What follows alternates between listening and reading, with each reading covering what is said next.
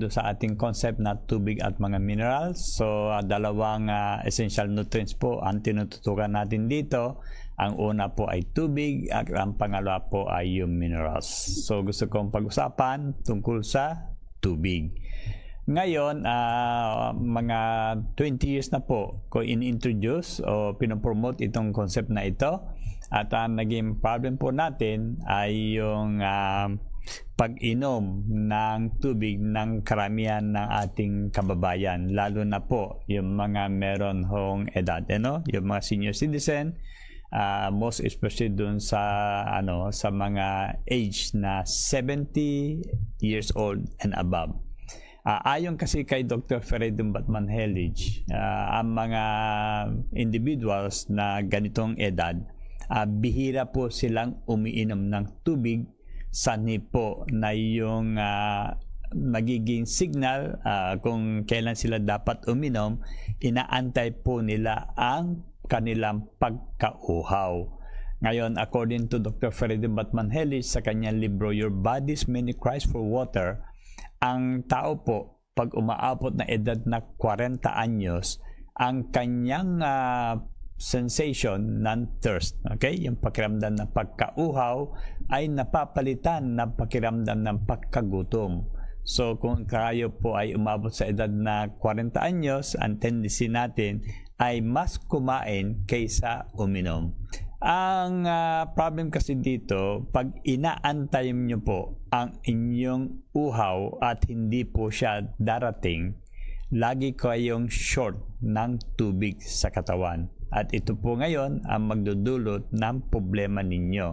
Ang karamihan mga sakit, ang tawag natin is degenerative diseases.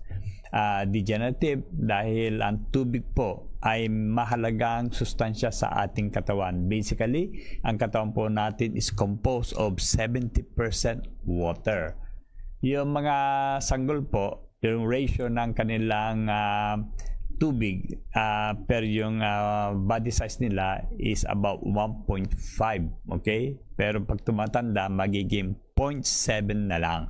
So malaki ang kawalan ng tubig habang ang tao po ay tumatanda. At para yung halaman hindi nadidiligan, unti-unti po siya nalalanta.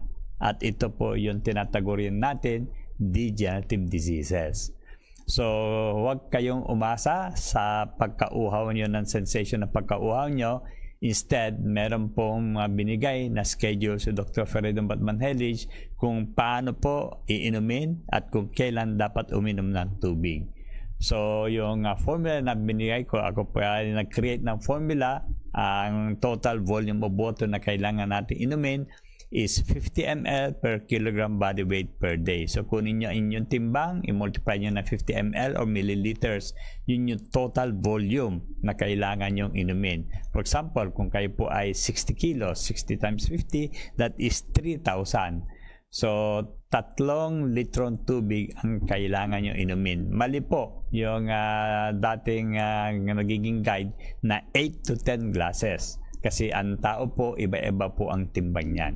So, after computing, ganito po yung pag-inom ng inyong tubig, pagkagising sa umaga, at bago kayo matulog sa gabi, dapat 1/4 ng total volume of water required for the day ang iinumin nyo. And then, half hour before your lunch at saka yung supper, 1/8 o kalahati ng 1/4.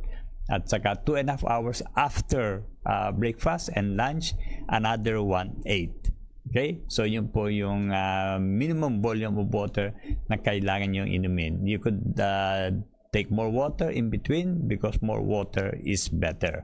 So, kung gagawin nyo po ito, maiwasan nyo yung mga degenerative diseases na lagi natin binabanggit dito, tulad ng hypertension, yung arthritis, diabetes, pati yung mga mental at cognitive functions nyo nadadamay. Pwede kayo magkaroon ng depression, Alzheimer's, dementia, pati yung ibang sakit tulad ng sakit sa bato, chronic kidney disease, yung magkaroon kayo ng bato sa abdo, at marami pang iba. Kaya kung mapapansin nyo po, yung mga dumadalaw sa ating dito sa office, ang primary na solution na binibigay ko sa inyo ay ini-encourage ko kayo na uminom ng sapat na daming tubig na merong mineral drops. So kung gusto nyo manatiling malusog at maiwasan yung mga kung ano-anong uring karamdaman, ang tubig po at mga minerals ang pinakamagandang solution sa inyong karamdaman. At isa pa, ito po ay mas praktikal, mas mura, mas ligtas, as mas epektibong pamamaraan para maibalik ang inyong kalusugan.